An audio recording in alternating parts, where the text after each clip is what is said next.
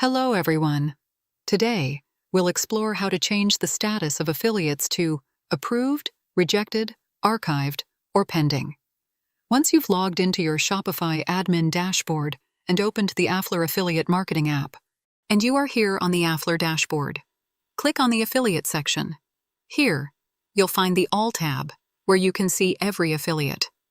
If you head over to the Approved section, you'll see all affiliates that have been approved. Similarly, under the Pending section, you'll find all affiliates whose status is pending. The Rejected section shows those who didn't make the cut, and the Archived section contains all archived affiliates. Let's return to the All section. In the All section, you can manage their statuses. Each affiliate has a status section where you might see various statuses like approved, rejected, or archived. Let's take the first affiliate as an example. By clicking the arrows next to their status, a drop-down menu appears.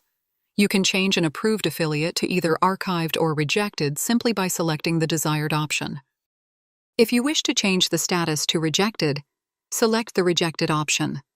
A pop-up will prompt you to confirm your choice, reminding you that this action cannot be undone. Once confirmed, hit the Update button. You'll now see that the affiliate's status has changed from approved to rejected. Now let's look at an archived affiliate.